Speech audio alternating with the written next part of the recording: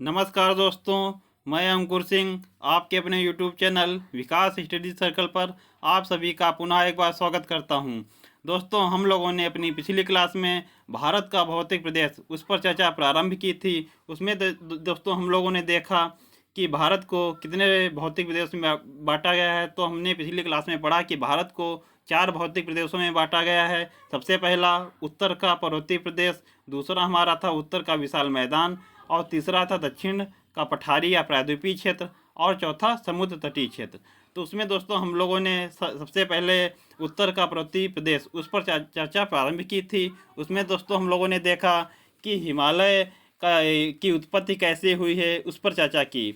उसी क्रम को दोस्तों आज हम लोग आगे बढ़ाते हुए हिमालय पर्वत का जो हिमालय पर्वतमाला है हमारी, उसमें दोस्तों हम लोग पर्वत श्रेणी और सबसे ऊंचा पर्वत कौन है, इस पर चर्चा हम लोग प्रारंभ करेंगे। तो दोस्तों देखते हैं कि हिमालय पर्वत की कौन सी श्रेणी सबसे लंबी है, कौन सबसे बड़ी है, इस पर चर्चा करते हैं। और आप लोग वीडियो को अंत तक ज़रूर देखें और वीडियो को शेयर करें, लाइक करें और चैनल को सब्सक्राइब ज़रूर से ज़रूर करें। चलिए दोस्तों देखिए, ये दोस्तों हम लोगों का जो उत्तर में हिमालय पर्वतमाला फैली हुई है वो दोस्तों हम लोग देख रहे हैं।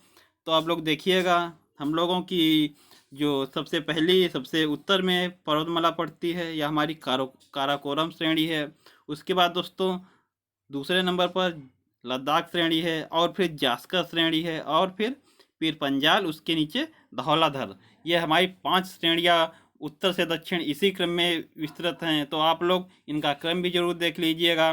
सबसे पहले हमारी पड़ती है काराकोरम श्रेणी, उसके बाद लद्दाख श्रेणी, जास्कर श्रेणी, पीर पंजाल श्रेणी और धौलाधर श्रेणी। तो दोस्तों हम लोग इनको, अगर आपसे प्रश्न पूछ दिया जाए कि इन सभी श्रेणियों का उत्तर से दक्षिण क्रम कौन सा है, तो आप लोग इनको ऐसे ही याद कर लीजिएगा। ऐसे आप लोग मानचित्र बनाकर इनको लिख लीजिएगा कि इनका उत्तर से दक्षिण क्रम या दक्षिण से उत्तर क्रम कौन सा है। तो दोस्तों आप लोग देखिएगा कि जो काराकोरम श्रेणी है उसका ही उसी पर दोस्तों जो हमारी केटू या गाडविन ऑस्टिन श्रेणी पर्वत है, ये सबसे ऊंची चोटी हमारी जो है वो काराकोरम श्रेणी पर ही स्थित है। दोस्तों जो काराकोरम श्रेणी है उसी का जो तिब्बत में विस्तार है, यही दोस्तों हमारा कैलाश पर्वत है। जो काराकोरम श्रेणी का जो तिब्बत में विस्तार है वह कैलाश पर्वत है। आशा करता हूँ दोस्तों आप लोगों को यहाँ तक अच्छे से समझ में आया होगा। दोस्तों हम लोग जो हिमालय की पर्वत श्रेणियाँ हैं इनको 4 भागों में बांटते हैं। सबसे पहला हमारा ट्रांस हिमालय होता है दोस्तों। सबसे पहला हमारा ट्रांस हिमालय होता है। उसके बाद दूसरा नंबर हमारा होता है महान हिमालय का, और दोस्तों तीसरा नंबर जो होता है हमारा वो होता है मध्य हिमालय का, ये हमारा मध्य हिमालय। और चौथा जो बांटते हैं हम लोग शिवालिक श्रेणी। तो हम लोग इनको हिमालय को 4 भागों में बांटते हैं, ट्रांस हिमालय, महान हिमालय, मध्य हिमालय और शिवालिक श्रेणी। यह दोस्तों हम लोगों का उत्तर से दक्षिण क्रम है। ट्रांस हिमालय सबसे उत्तर में, उसके बाद महान हिमालय, उसके बाद मध्य हिमालय और शिवालिक श्रेणी।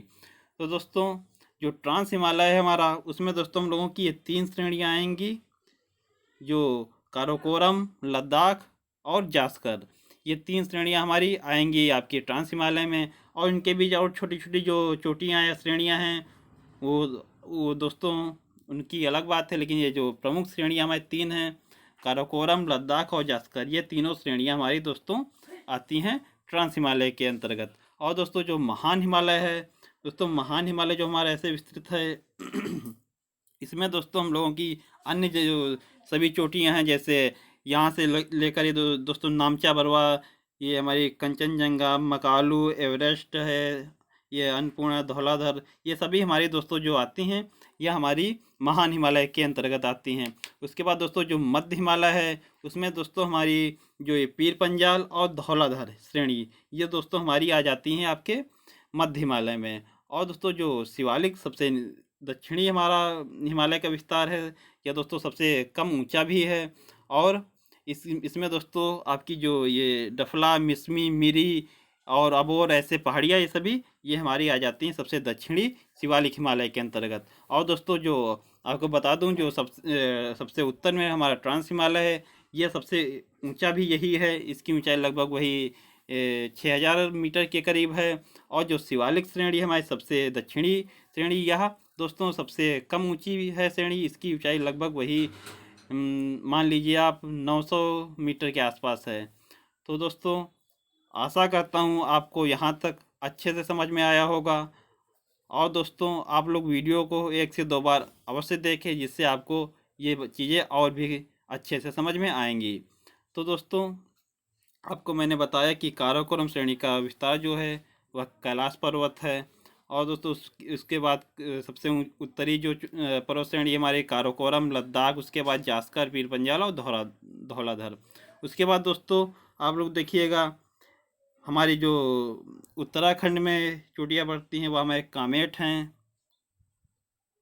कामेट, नंदा देवी। उसके बाद दोस्तों हमारी जो नेपाल में श्रेणियाँ पड़ती हैं हिमालय की, धौलागिरी, उसके बाद अन्नपूर्णा, उसके बाद मनसालू, उसके बाद दोस्तों ये माउंट एवरेस्ट, उसके बाद मकालू। इधर दोस्तों यह सीमा पर जो उत्तराखंड और नेपाल के सीमा पर पड़ती है गुरला मंदाता।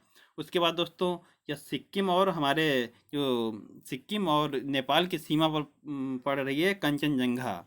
उसके बाद दोस्तों अरुणाचल प्रदेश और तिब्बत की सीमा पर पड़ती है दोस्तों यह नामचा पर्वत है।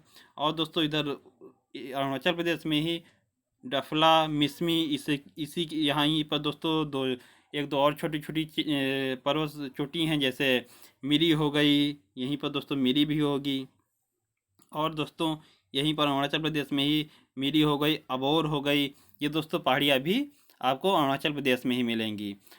इधर दोस्तों आप लोग देखिएगा जो ये हमारी नागा श्रेणी है, यह हमारी नागालैंड में पड़ती है। तो यहाँ पर दोस्तों ये नागा श्रेणी है। उसके बाद ये मिजोरम में दोस्तों मिजो पहाड़ियाँ या इसे लुसाई पहाड़ियाँ कहते हैं, ये हमारी मिजोरम में पड़ती हैं। इधर दोस्तों जो मेघालय में है ये दोस्तों गारो, खासी और जयंतिया, ये तीनों पहाड़ी हमारी मेघालय में पड़ती हैं। तो दोस्तों इनका क्रम भी यही है, गारो, खासी और जयंतिया। तो इनको आप लोग ध्यान से अच्छी तरीके से पढ़ें।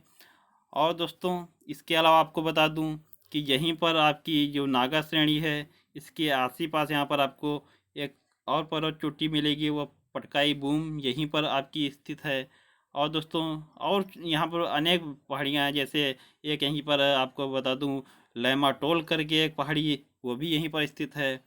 तो दोस्तों यहाँ पर छोटी छोटी बहुत सी पहाड़ियाँ स्थित हैं, लेकिन हम लोग जो मेन हमारे परीक्षा की दृष्टि से बहुत महत्वपूर्ण है पहाड़ियाँ हैं या पर्वत चोटियाँ हैं, उन्हीं के बारे में हम लोग पढ़ेंगे। तो दोस्तों हम लोगों ने पढ़ा अरुणाचल प्रदेश में डफला, मिसमी, मिरी, अबोर, नामचा बरवा, ये हमारी पहाड़ियाँ। इधर नागालैंड में नागा हिल्स हैं, और मिजोरम में मिजो पहाड़ियाँ या लुसाई पहाड़ियाँ, मेघालय में गारो, खासी, जयंतिया। और ऊपर दोस्तों आप लोग इधर देख रहेंगे ये सभी हमारे जो पहाड़ियाँ पड़ रही हैं, इनको आप लोग अच्छे तरीके से देखें और आप लोग ऐसे ही मानचित्र बनाकर इन पर ऐसे ही चोटियों का वर्णन कर लें। मैंने आपको पहली क्लास में बताया कि आप लोग ज्योग्राफी जब पढ़ने बैठें तो आप लोग मानचित्र अवश्य बनाएं। मानचित्र से हम लोगों को फिगर जो है वैसे बिल्कुल दिमाग में वैसे छप जाता है। इससे हम लोगों को बहुत ही आसानी से हम लोगों को याद करने में भी बहुत आसानी रहती है। तो दोस्तों आपको इसमें पता ही होगा, मैं आपको बता दूं कि विश्व की सबसे ऊंची चोटी कौन है। विश्व की सबसे ऊंची चोटी है माउंट एवरेस्ट, जिसकी ऊंचाई कितनी है दोस्तों 8848.86 मीटर। तो दोस्तों जो हमारे विश्व की सबसे ऊंची चोटी माउंट एवरेस्ट, जिसकी ऊंचाई 8848.86 मीटर, यह हमारी नेपाल में स्थित है। उसके बाद दोस्तों जो दूसरी सबसे ऊंची चोटी हमारी पड़ती है वो हमारी कंचनजंगा, ये जो दोस्तों सिक्किम और नेपाल की सीमा पर पड़ती है। दोस्तों जो हमारी दूसरी सबसे ऊंची चोटी है इसकी ऊंचाई दोस्तों पड़ती है 8598 मीटर, लगभग इतनी पड़ती है दोस्तों, 8598 मीटर करीब पड़ती है। उसके बाद दोस्तों अन्य ऐसी दोस्तों बहुत सी पहाड़ियाँ हैं, ये मकालू हो गई, उसके बाद शायद धौलागिरी पड़ेगी आपकी। दोस्तों ये तो विश्व की हो गई सबसे ऊंची, ये पहले नंबर की ये हो गई एवरेस्ट, दूसरे नंबर भी हमारी कंचनजंगा हो गई, तीसरे पर हमारी जो ये मकालू है ये हमारे तीसरे नंबर पर होगी। लेकिन दोस्तों अगर भारत के परिप्रेक्ष्य में आपसे पूछा जाए कि भारत की सबसे ऊंची चोटी कौन सी है, तो दोस्तों जो भारत की सबसे ऊंची चोटी है यह दोस्तों हमारी गाडविन ऑस्टिन पड़ेगी, या K2 या गाडविन ऑस्टिन जो है दोस्तों यह हमारे भारत की सबसे ऊंची चोटी है। इसकी ऊंचाई दोस्तों 8,611 मीटर 8,611 मीटर पड़ेगी। यह हमारे भारत की सबसे ऊंची चोटी है। और दोस्तों जो भारत की दूसरी सबसे ऊंची चोटी पड़ेगी वह आपकी पड़ेगी नंगा पर्वत। नंगा पर्वत जो है दोस्तों यह हमारी भारत की दूसरी सबसे ऊंची चोटी पड़ेगी। इसकी ऊंचाई लगभग दोस्तों जो ये नंगा पर्वत है आपका, इसकी ऊंचाई लगभग वही 8,100 लगभग 8100 मीटर के आसपास पड़ेगी नंगा पर्वत की ऊंचाई। तो दोस्तों ये हमारा दूसरा सबसे ऊंचा पर्वत है। सबसे पहले दोस्तों गाडविन ऑस्टिन या K2 सबसे ऊंची चोटी हमारी। दूसरी ऊंची चोटी जो है वह 8100 मीटर है नंगा पर्वत। और दोस्तों उसके बाद जो हमारी तीसरी सबसे ऊंची चोटी पड़ेगी वह दोस्तों पड़ेगी हमारी जो आपकी उत्तराखंड में स्थित है नंदा देवी। ये हमारी तीसरी सबसे ऊंची चोटी पड़ेगी। और दोस्तों जो नंदा देवी है इसकी ऊंचाई लगभग वही 7800 मीटर होगी आपकी, 7800 मीटर लगभग। दोस्तों जो नंदा देवी चोटी है इसके बारे में ख़ास बात ये है कि जो आपकी ये गाडविन ऑस्टिन और नंगा पर्वत पड़ रही हैं दोनों चोटियाँ, ये दोस्तों आपको जैसा पता होगा कि ये दोनों POK पाक ऑक्यूपाइड जो कश्मीर है उसमें स्थित हैं। तो दोस्तों हम लोग जो पाक ऑक्यूपाइड कश्मीर है वो हमारे भारत का अभिन्न हिस्सा है, तो हम लोग उसको इनको चोटियों को अपने भारत में ही मानते हैं। लेकिन अगर आपसे प्रश्न पूछ दिया जाए कि भारत की सबसे ऊंची चोटी कौन है, तो आप दोस्तों K2 या गाडविन ऑस्टिन ही लगाएंगे। लेकिन आपसे अगर पूछ दिया जाए कि भारत की सबसे ऊंची चोटी जो पूर्ण रूप से भारत में स्थित है, अगर ये प्रश्न आ जाए तो आप उसमें ऑप्शन लगाएंगे नंदा देवी, क्योंकि यह दोस्तों उत्तराखंड में स्थित है और पूर्ण रूप से भारत में स्थित है। तो आपसे अगर पूछा जाए कि पूर्ण रूप से भारत में स्थित सबसे ऊंची चोटी तो वह नंदा देवी होगी। अन्यथा दोस्तों अगर ऐसे पूछ लिया जाए कि भारत में स्थित सबसे ऊंची चोटी तो वो आपकी K2 गाडविन ऑस्टिन होगी। आशा करता हूं दोस्तों यहाँ तक आपको अच्छे तरीके से समझ में आया होगा। दोस्तों अगर वीडियो आपको पसंद आ रहा हो तो वीडियो को लाइक करें, वीडियो को शेयर करें और चैनल को सब्सक्राइब जरूर कर लें। आगे बढ़ते हैं दोस्तों हम लोग। जो बातें दोस्तों मैंने आपको ऊपर बताई वही बातें मैंने नीचे नोट भी कर दी हैं, आप लोग इनको देख लीजिएगा। हिमालय के दोस्तों जो पर्वत कुछ चोटियां हैं, सबसे ऊंची हमारी कौन पड़ती है? Mount Everest. इसकी स्थित कहाँ है? नेपाल में। ऊंचाई दोस्तों कितनी है? 8,848.86 मीटर। और दोस्तों जो कंचनजंगा यह हमारे भारत नेपाल की सीमा पड़ती है, इसकी ऊंचाई है 8,598 मीटर। तीसरी दोस्तों मकालू या नेपाल में स्थित है, यह दोस्तों 8,481 मीटर। दोस्तों आप लोग इनको अच्छी तरीके से देख लीजिएगा। इसमें आपको ध्यान रखने की खास बात यह है, सबसे आपको जो 3 चोटियाँ सबसे ऊंची हैं उनको याद कर लीजिएगा। और भारत की दृष्टि से जैसे दोस्तों आपको कंचनजंगा याद रखना है सबसे, उसके बाद माउंट एवरेस्ट तो आपको पता ही होगा कि सबसे ऊंची चोटी है, माउंट एवरेस्ट याद रखना है, कंचनजंगा याद रखना है। उसके बाद दोस्तों आपको गाडविन ऑस्टिन K2 और नंदा देवी और ये नंगा पर्वत, ये 3 जो पर्वत जो हमारे हैं इनको आप लोग विशेष रूप से ध्यान रखिएगा। ऊपर मैंने बताया कि अगर आपसे पूछे कि भारत की वह चोटी जो पूर्ण रूप से भारत में स्थित है सबसे ऊंची चोटी, तो वह आप लोग लगाएंगे नंदा देवी। तो इनको दोस्तों आप लोग विशेष का ध्यान रखिएगा। इनकी ऊंचाई भी देख लीजिएगा, स्थिति भी देख लीजिएगा। मैंने मानचित्र में भी आपको स्थिति सबकी दर्शाई है और यहाँ पर लिख भी दिया है कि किसकी स्थिति कहाँ पर पड़ रही है, तो आप लोग इनको विशेष का ध्यान रखिएगा। आगे बढ़ते हैं दोस्तों हम लोग। आगे देखिए दोस्तों, भारत में उत्तर में स्थित पर्वत श्रेणियों का उत्तर से दक्षिण क्रम।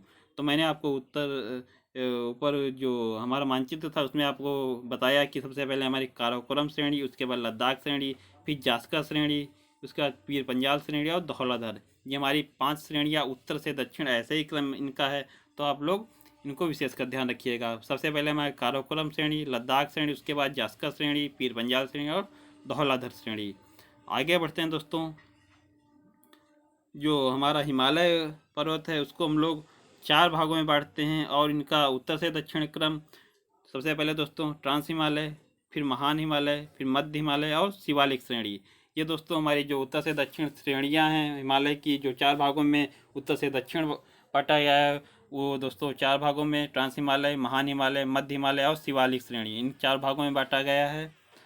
आगे हम लोग देखते हैं दोस्तों, जो हमारी हिमालय को 4 भागों में बांटा गया है उनके बारे में कुछ तथ्य देख लेते हैं हम लोग।